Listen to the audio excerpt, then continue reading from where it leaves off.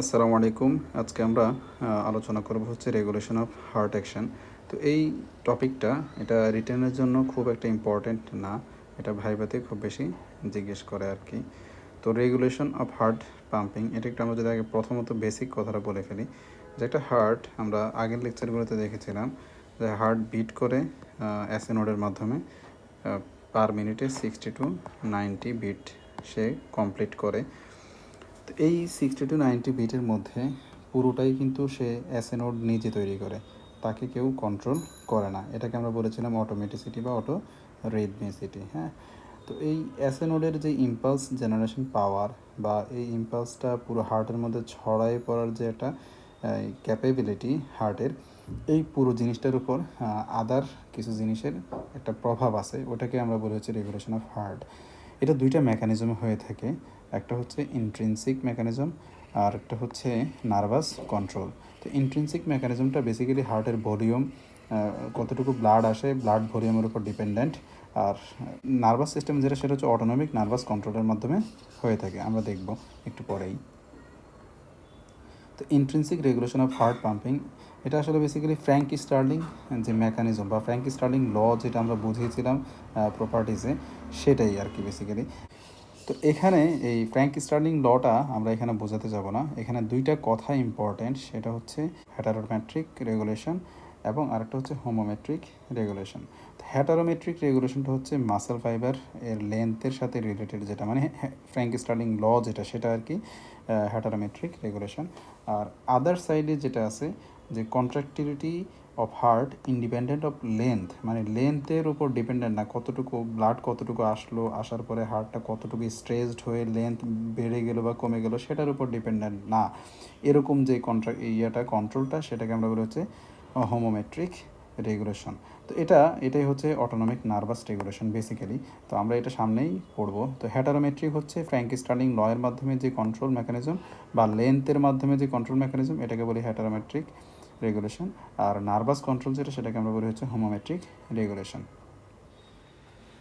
আদার factor, তো এই আদার factor হচ্ছে যে ফ্র্যাঙ্ক স্টার্লিং ল ছাড়াও ইন্ট্রিনসিক মেকানিজম আরও দুইটাভাবে ঘটতে পারে। একটা হচ্ছে দেখো, in addition to the important effect of lengthening the heart muscle another factor increases heart pumping when its volume is increased. তার মানে হার্টের মধ্যে আমরা তো জানি দুইটা ভেন দিয়ে ব্লাড আসে, সুপিরিয়র ভেনা কাভা এবং ইনফিরিয়র ভেনা কাভা। তো এই ব্লাডটা এখানে যখন আসে তখন এখানে ব্লাড ভলিউমটা বেড়ে যায়। আমরা তো এটা ফ্র্যাঙ্ক স্টার্লিং ল অনুযায়ী সে কথাটা। তো ফ্র্যাঙ্ক স্টার্লিং ল ছিল হচ্ছে যে যখন ব্লাড ভলিউম বেড়ে যাবে তখন মাসেলগুলো স্ট্রেসড হয়ে একটু লেন্থ বেড়ে যাবে, এমনকি তাদের কন্ট্রাকশন পাওয়ার বেড়ে যাবে। এটা ছিল ফ্র্যাঙ্ক স্টার্লিং ল। কিন্তু এখানে ফ্র্যাঙ্ক স্টার্লিং ল ছাড়া আরেকটা কথা হচ্ছে, আমরা যদি কালার চেঞ্জ করি, যে এই ওয়ালের গায়ের মধ্যে কিছু রিসেপ্টর থাকে, রিসেপ্টরগুলোর নাম হচ্ছে স্ট্রেস রিসেপ্টর। তো এরা যখন অ্যাক্টিভেট হয়, এরাও হার্টের পাম্পিং অ্যাকশনটাকে বাড়িয়ে দেয় around 10 to 20%, which also helps in increase the amount of blood pumped each minute. এরা প্রতি মিনিটে ব্লাড কতটুকু পাম্প করবে বডি থেকে, এই হার্ট থেকে বডির দিকে, সেটাকেও তারা বাড়িয়ে দেয়, যদিও এটার পাওয়ারটা ফ্র্যাঙ্ক স্টার্লিং লয়ের চেয়ে কিছুটা কম। অ্যানাদার যে ফ্যাক্টর, সেটা হচ্ছে এই যে স্ট্রেস রিসেপ্টরগুলো অ্যাক্টিভেট হওয়ার মাধ্যমে তারা ভেগাস নার্ভকে অ্যাক্টিভেট করে। কাকে? ভেগাস নার্ভ ইম্পালসটাকে ব্রেইনে নিয়ে যায়। ব্রেইনে নিলে ব্রেইন বুঝতে পারে যে হার্টের মধ্যে ব্লাডটা জমে যাচ্ছে। তাহলে ব্রেনের কাজ কী হয়? ব্রেনের কাজ হয় হচ্ছে সে হার্টের পাম্পিং অ্যাকশনটা বাড়িয়ে দেয়, ভেগাস নার্ভের মাধ্যমে না, অন্য একটা মাধ্যমে হার্টের পাম্পিং অ্যাকশনটাকে বাড়িয়ে দিয়ে হার্ট রেটটাকেও বাড়িয়ে দেয়। তো এই মাধ্যমে হার্ট রেট বাড়তে পারে around 40 to 60% heart rate, normal heart রেটের চেয়ে। তো এতক্ষণ আমরা যেটা পড়লাম সেটা ছিল হচ্ছে ইন্ট্রিনসিক কন্ট্রোল। এখন আমরা যেটা পড়বো সেটা হচ্ছে নার্ভাস কন্ট্রোল। ওকে, তো এই নার্ভাস কন্ট্রোলটা হয় হচ্ছে অটোনমিক নার্ভাস সিস্টেমের মাধ্যমে। আমরা অটোনমিক নার্ভাস সিস্টেম হচ্ছে যেই নার্ভাস সিস্টেমের উপর আমাদের কোনো কন্ট্রোল নাই, সেটাকে আমরা অটোনমিক নার্ভাস সিস্টেম করি। এটাকে যেই কোনো জায়গাতেই দুইটা ভাগে ভাগ করা হয়েছে, একটা হচ্ছে সিম্প্যাথেটিক নার্ভাস সিস্টেম আর একটা হচ্ছে প্যারাসিম্প্যাথেটিক নার্ভাস সিস্টেম। তো এই হার্টের মধ্যে আমরা সিম্প্যাথেটিক এবং প্যারাসিম্প্যাথেটিক সাপ্লাইটা পড়বো। দেখো, সিম্প্যাথেটিক সাপ্লাই হচ্ছে সিম্প্যাথেটিক চেইন থেকে, এগুলোকে বলা হয় সিম্প্যাথেটিক চেইন। তো এই সিম্প্যাথেটিক চেইন থেকে দেখো চারটা নার্ভ অ্যারাউন্ড, এটাকে আমরা বলি T1 থেকে T4, মানে thoracic 1 spinal nerve, thoracic 2 spinal nerve, thoracic 3 spinal nerve এবং থোরাসিক 4 স্পাইনাল নার্ভ রুট থেকে 4টা ফাইবার এসে হার্টের পুরো হার্টের মধ্যে কি দিচ্ছে, নার্ভ সাপ্লাই দিচ্ছে। এটা হচ্ছে সিম্প্যাথেটিক নার্ভাস সাপ্লাই বা নার্ভ সাপ্লাই। আর প্যারাসিম্প্যাথেটিক নার্ভ সাপ্লাই হচ্ছে দুইটা ভ্যাগাস নার্ভ দিয়ে, যেগুলো হচ্ছে ক্রেনিয়াল নার্ভ। এরা ব্রেইন থেকে শুরু হয়ে অনলি হার্টের মধ্যে দুইটা জায়গায় এসে সাপ্লাই দেয়, অন্য কোথাও সাপ্লাই দেয় না। একটা হচ্ছে এসএ নোডে আর একটা হচ্ছে এভি নোডে। আর কিছু পরিমাণ এট্রিয়ামের মাসেলে, ভেন্ট্রিকুলার মাসেলে একেবারেই সে নার্ভ সাপ্লাই দেয় না। তার মানে প্যারাসিম্প্যাথেটিক কন্ট্রোল শুধুমাত্র এসএ নোড এবং এভি নোডের উপর হয়, আর সিম্প্যাথেটিক কন্ট্রোল পুরো হোল ওভার দ্য হার্টে হয়ে থাকে। তো এটা আমরা আরেকটু এভাবেও দেখতে পারি। ভেগাস নার্ভটা শুরু হয়ে হচ্ছে দেখো মেডুলা অবলঙ্গটা থেকে। এখান থেকে ডর্সাল মোটর নিউক্লিয়াস অর্থাৎ ভেগাস নার্ভ থেকে শুরু হয়ে তারা প্যারাসিম্প্যাথেটিক সাপ্লাই নিয়ে কোথায় চলে যায়, একদম হার্টের দুইটা জায়গায়, এসএ নোড এবং এভি নোডে, ঠিক আছে। আর সিম্প্যাথেটিক যেটা, সেটা হচ্ছে থোরাসিক 1 থেকে থোরাসিক 4 এই জায়গাগুলো থেকে নার্ভ ফাইবারগুলোকে নিয়ে তারা পুরো হোল হার্টের মধ্যে, বেসিক্যালি ভেন্ট্রিকুলার ওয়ালের মধ্যে তারা নার্ভ সাপ্লাই বেশি দেয়।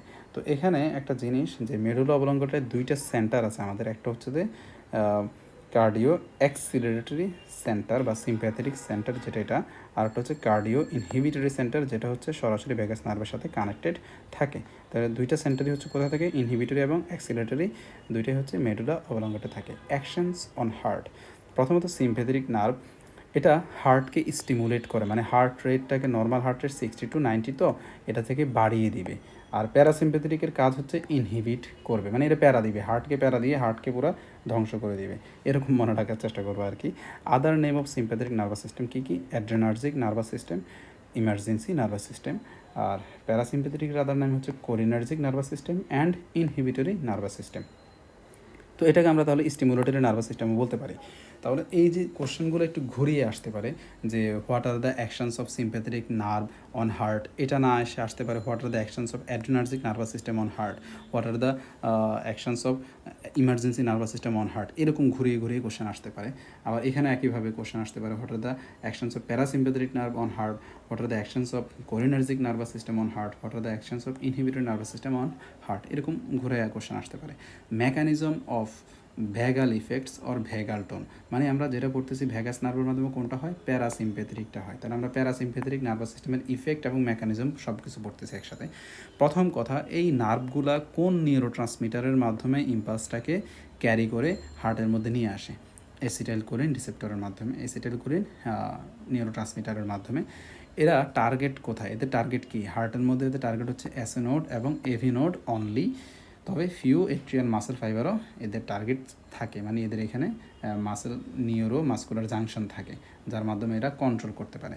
আর রিসেপ্টর এরা যে অ্যাসিটাইলকোলিনটা সরাসরি কি আর কাজ করতে পারে না, এদের একটা রিসেপ্টর আছে এসএ নোড এবং এভি নোডে, রিসেপ্টরটার নাম হচ্ছে M2 রিসেপ্টর, এটার আরেক নাম হচ্ছে মাস্কারানিক রিসেপ্টর 2। হ্যাঁ, তাহলে নার্ভের নাম কি বললাম আমরা, ভেগাস নার্ভ, এই জন্যই তো এটাকে আমরা কী বলি, ভেগাল ইফেক্ট অথবা ভেগাল টোন বলে থাকি। মেকানিজম অফ অ্যাকশন, তিনটা মেকানিজমে কাজ করে। প্রথমত অ্যাসিটাইলকোলিন এসে M2 রিসেপ্টরের সাথে বাইন্ড করে, M2 রিসেপ্টর কী করে, পটাশিয়াম চ্যানেলকে ওপেন করে, পটাশিয়াম চ্যানেল ওপেন করার মাধ্যমে পটাশিয়াম সেল থেকে বের হয়ে যায়, কারণ পটাশিয়াম সেলের ভিতর বেশি থাকে আর এক্সট্রা সেলুলার ফ্লুইডে পটাশিয়ামের পরিমাণ কম থাকে, তাহলে ডিফিউশন হয়ে সে কোন দিকে যাবে, বের হয়ে যাবে। এটা কোনো অ্যাক্টিভ ট্রান্সপোর্ট না, এটা একটা লিক চ্যানেল। হ্যাঁ, আমরা মেমব্রেন ট্রান্সপোর্টগুলো পড়িয়েছিলাম যেগুলো লিক চ্যানেল কীভাবে কাজ করে আর অ্যাক্টিভ ট্রান্সপোর্টগুলো কীভাবে কাজ করে। তাহলে এটা একটা লিক চ্যানেল। এটাতে কেমন leak channel, ligand gated leak channel. এখানে লাইগ্যান্ডকে অ্যাসিটাইলকোলিন একটা লাইগ্যান্ড, তাহলে লাইগ্যান্ড গেটেড পটাশিয়াম চ্যানেলটা ওপেন হলে সেল থেকে পটাশিয়ামটা বের হয়ে যায়, আর বের হয়ে যাওয়ার কারণে সেলের মেমব্রেন পটেনশিয়াল যেটা এমপি যেটা সেটা হচ্ছে নেগেটিভ, তো অলরেডি থাকে, পটাশিয়াম বের হওয়ার কারণে আরও নেগেটিভ হয়ে যায়, সেটাকে আমরা বলেছি হাইপার পোলারাইজেশন। হাইপার পোলারাইজেশন হলে একটা সেলকে আবার নতুন একটা ইম্পালস গ্রহণ করে থ্রেশহোল্ড লেভেল পর্যন্ত যেতে অনেক বেশি পরিমাণ আয়নের দরকার হবে, যেটা তার জন্য ইম্পসিবল হয়ে দাঁড়ায়, এটাই হচ্ছে লেস এক্সাইটেবল হয়ে যায়। ইন দ্য এসএ নোডে এই ভ্যাগাস নার্ভের ইফেক্ট কি, আবার এভি নোডে ভ্যাগাস নার্ভের ইফেক্ট কি, আমরা দুইটাই পড়বো এখন। যে এসএ নোডে হচ্ছে hyperpolarization makes the RMP of sinus nodal fibers considerably more negative than usual. এটা সাধারণত অ্যাসে নোডের আরএমপি থাকে হচ্ছে -55 থেকে -60 মিলিভোল্টস, যেটা আমরা পেসমেকারের এই আগের লেকচারটাতে আমরা পড়িয়েছিলাম।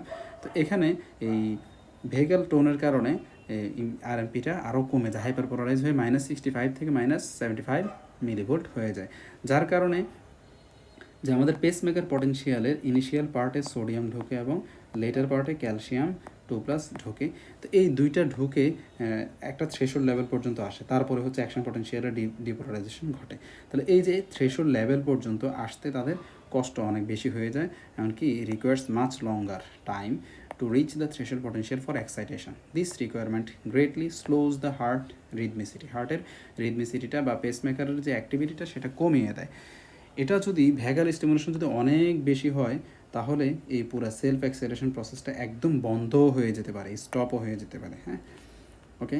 In the AV node, AV নোডে কী করে? এভি নোডের কাজ হচ্ছে অ্যাসে নোড থেকে যে ইম্পালসটা আসে সেটা ভেন্ট্রিকলে পাস করা, এখানে সে একটু ডিলে করায়, এভি নোডাল ডিলে করায়। তো এই স্টেট অফ হাইপার পোলারাইজেশন, এখানেও কি সোডিয়াম পটাশিয়াম সেল থেকে বের হয়ে যায়, হাইপার পোলারাইজেশন হয়ে যায় by vagal stimulation, makes it difficult for the small fibers entering the node to generate enough electricity to excite the nodal fibers. এমনিতে সে AV delay করে, এভি নোডাল ডিলে হয়, তারপরে যখন সে হাইপার পোলারাইজ হয়ে যায় তা সহজে সে কী করবে না, এই অ্যাকশন পটেনশিয়াল জেনারেট করে এক্সাইট হয়ে যে ইম্পালস যেটা সেটাকে ভেন্ট্রিকুলার মধ্যে পাস করবে না। Therefore the safety factors for transmission of the cardiac impulse through the transitional fibers into the avinodal fibers decreases. তাহলে ট্রান্সমিশনটা, ট্রান্সপোর্ট প্রসেসটা ডিক্রিজ হবে। A moderate decrease simply delays conduction of the impulse, কন্ডাকশনটাকে delay করবে। But a large decrease, যদি আমরা বেশি পরিমাণ impulse দিয়ে দিই তাহলে পুরো কন্ডাকশন প্রসেসটা মানে এভিনোডাল ব্লক হয়ে যাবে, যেটা আমরা একটু করে বলেছিলাম কন্ডাকটিভ সিস্টেমের লেকচারে। মেকানিজম অফ সিম্প্যাথেটিক ইফেক্ট, একটু আগে আমরা যেটা পড়লাম সেটা হচ্ছে প্যারাসিম্প্যাথেটিক ছিল, এখন আমরা পড়বো হচ্ছে সিম্প্যাথেটিক, একবার সম্পূর্ণ বিপরীত। জাস্ট কয়েকটা জিনিস আমাদেরকে জানা লাগবে।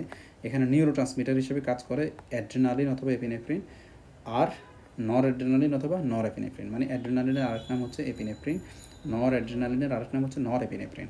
এরা টার্গেট কোথায়, এদের টার্গেট সেল কোথায় হার্টে? অ্যাসেনোড এভিনোড উইথ হোল হার্ট। তো অ্যাসেনোড এভিনোডে খুব কম থাকে, প্রিডমিনেন্টলি থাকে হচ্ছে ভেন্ট্রিকুলার মাসেল। আমরা ফিগারে দেখেছিলাম, দেখো বেসিক্যালি এরা থাকে হচ্ছে হার্টের ভেন্ট্রিকুলার ওয়ালে। ওকে, তারপর আমরা যদি সামনে যাই আবার, যে এখানে রিসেপ্টর কোনটা, এই এই এই নিউরো ট্রান্সমিটারগুলো হার্টের মধ্যে সরাসরি কাজ করবে না, একটা রিসেপ্টরের মাধ্যমে কাজ করে, নাম হচ্ছে β1 রিসেপ্টর। ওকে, নার্ভ সাপ্লাই কোন নার্ভের মাধ্যমে এরা এই অ্যাকশনটা জেনারেট করে? সিম্প্যাথেটিক চেইনের মাধ্যমে, T1 থেকে T4 আমরা অলরেডি দেখেছিলাম, mainly T3 and T4। Mechanism of action, এখানেও তিনটা মেকানিজম, যে এরা এই অ্যাড্রেনালিন, এই সিম্প্যাথেটিক চেইন থেকে অ্যাড্রেনালিন নরঅ্যাড্রেনালিন এসে β1 সাথে বাইন্ড করে। β1 কী করে?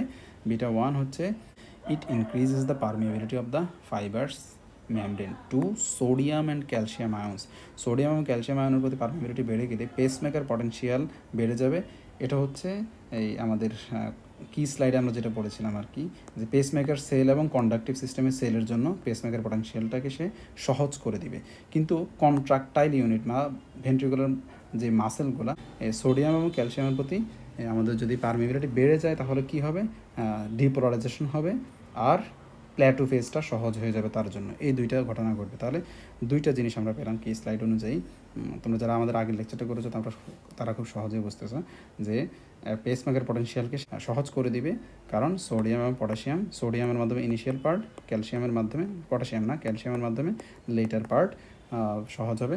আর কন্ট্রাক্টাইল যে মাসেলগুলো সেগুলোর ক্ষেত্রে সোডিয়ামের মাধ্যমে ডিপোলারাইজেশন হবে এবং ক্যালসিয়ামের মাধ্যমে প্ল্যাটোটা সহজ হবে।